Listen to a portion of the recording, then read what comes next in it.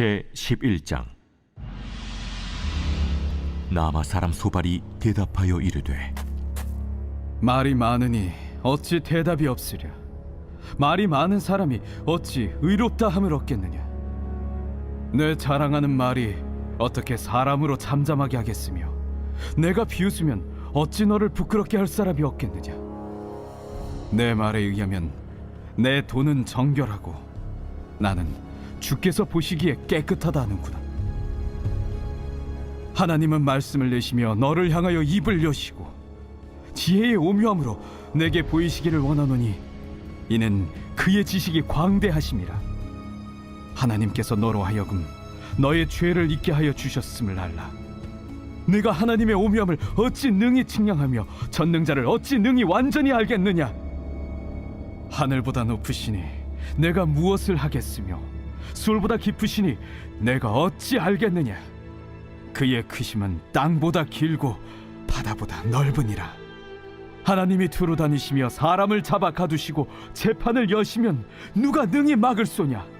하나님은 허망한 사람을 아시나니 악한 일은 상관하지 않으시는 듯하나 다 보시느니라. 허망한 사람은 지각이 없나니 그의 출생함이 들나귀 새끼 같으니라.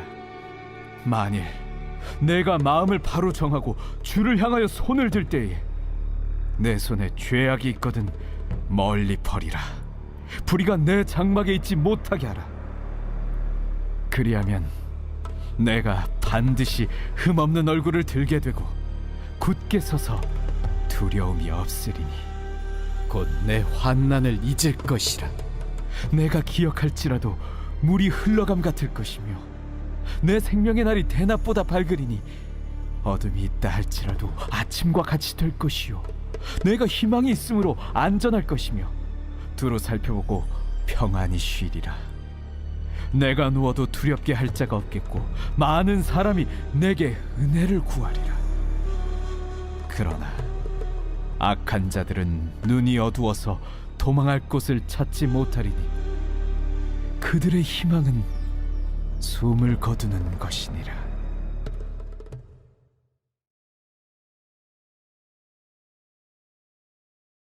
할렐루야. 오늘 우리에게 주신 하나님의 말씀은 욥기 11장 1절부터 20절까지 말씀입니다. 오늘 말씀의 제목은 한 번 더 생각하고 한 번 덜 말하기입니다. 제가 청년 시절에 어떤 선배가 대학을 졸업하고 대기업에 취직을 했습니다. 그 선배는 상당히 영민하고요, 논리적인 면모가 있었지만 그에 반해서 자기 주장을 잘 굽히지 못하는 그런 단점을 가지고 있었죠. 저는 그 선배와 같이 교회에서 봉사를 했는데요. 취직을 한 후에 그 선배 태도가 좀 바뀌어서 좀 놀랐습니다. 후배들의 의견을 경청하는 거예요. 그러면서 들어주려고 애를 쓰는 거죠. 자기 주장이 워낙 센 선배였기 때문에 저는 적잖게 놀랐습니다. 후에 그 선배에게 이유를 물어봤거든요. 그러니까 그 선배가 웃으면서 이야기를 합니다. 회사에 입사해서 인턴 생활을 할 때 자신의 논리를 자주 펼치고 아이디어를 계속 냈다 그래요. 그 선배가 낸 거죠. 그랬더니 직장 상사가 그런 선배를 보고 이런 충고를 했다고 합니다. 네가 내는 아이디어가 좋은 것도 있지만 아닌 게 훨씬 더 많아. 왜냐면 그건 네가 아직 우리 회사를 경험하지 못해서겠지. 그러니까 너는 조금 더 신중했으면 좋겠다. 그러면서 이런 얘기를 했다고요. 중요한 얘기입니다. 오늘 제목이에요. 한 번 더 생각하고 한 번 덜 말하는 게 좋겠어. 이 이야기를 들은 거죠. 그 뒤로 이제 선배는 경청하게 된 거예요. 그리고 저는 이 이야기를 듣고 저 자신도 돌아보는 계기가 됐습니다. 이후로 저도 중요한 이야기를 하기 전에는요, 꼭 한 번 더 생각하는 습관이 생겼습니다. 머릿속으로 할 말들을 다 떠올려 보는 거예요. 그리고 몇 번의 수정을 거친 후에 이야기를 하면요, 훨씬 더 정리가 된 이야기를 할 수 있었고 실수할 만한 이야기는 안 할 수가 있었습니다. 이같이 한 번 더 생각하고 한 번 덜 말하는 것은요, 우리가 살아가면서 가져야 할 유익한 습관이 될 수 있습니다. 쓸데없는 말을 줄일 수 있다는 얘기죠. 오늘 본문에서 등장한 나아마 사람 소발은요, 욥의 세 친구 중 마지막 친구로 그의 서술은 욥기 전반에 걸쳐서 2번 등장합니다. 유일하게 2번 등장하는 친구죠. 그래서 학자들은 소발이 욥의 세 친구 중에서 가장 연소한 자일 것이다 라고 이렇게 추정을 합니다. 근데 재밌는 사실은요, 그 소발은요, 그의 서술과 그의 이름이 배치가 됩니다. 그는 이야기를 이렇게 시작하거든요. 2절 말씀입니다. 말이 많으니 어찌 대답이 없으냐? 말이 많은 사람이 어찌 의롭다함을 얻겠느냐? 이같이 그는요, 욥의 변론을 말은 많이 하지만 맞는 게 없다라는 이런 평가를 내려요. 욥을 향한 그의 평가는요, 11절부터 12절 말씀에 더욱더 적나라하게 드러나는데요. 이렇습니다. 하나님은 허망한 사람을 아시나니 악한 일은 상관하지 않으시는 듯하나 다 보시느니라. 허망한 사람은 지각이 없나니 그의 출생함이 들나귀 새끼 같으니라. 여기서 허망한 사람이라는 단어는요, 히브리어로 허풍쟁이쯤으로 해석이 됩니다. 그러므로 해석해보면 이래요. 하나님께서는 너의 허풍을 안 듣는 것처럼 하시지만 네가 숨기려고 하는 죄를 모른 척 하시지만 다 듣고 계셨다. 그래서 너는 네가 복을 받은 것처럼 보이고 네가 뭔가를 이룬 것처럼 보여가지고 하나님께서 못 보셨다고 생각했겠지만 그거 아니다. 하나님은 다 보셨고 결국에는 너의 그 죄악을 찾아내서 너를 심판하셨다. 라는 이야기를 한 거예요. 그런데다가 뒤에 덧붙입니다. 허풍쟁이 너 욥은 생각 없이 하나님께 항변하지만 결국 네가 잘 못 배운 탓이다. 하나님은 다 아신다. 이렇게 조롱까지 하는 거죠.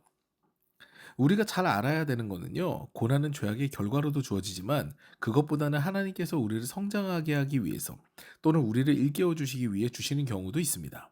욥기에 나오는 욥의 경우는요. 죄의 결과로 얻어진 고난은 아니죠. 결과적으로 욥은 이 고난을 당할 만한 악인은 아니었어요. 하나님께서도 참 의롭다라고 평가하신 사람이 욥이거든요. 그런데요. 욥의 세 친구 중 한 명인 소발은요. 결과를 보고 욥을 판단합니다. 이렇게까지 하나님의 고난을 당할 정도면은 네가 숨겨서 저지른 악이 엄청날 거다라는 그런 성급한 판단을 하는 거죠. 이거를 우리 인생에 적용해 보면 너무나 잔인한 언어예요. 사실 고난을 당한 형제에게 회개를 강요하는 거는요, 참 어리석은 행동이거든요. 사실 회개의 권면은요, 죄를 저지르고 그것을 모르고 있는 형제에게 돌아설 기회를 주는 겁니다. 사랑에서 우러나오는 표현이 되어야 돼요.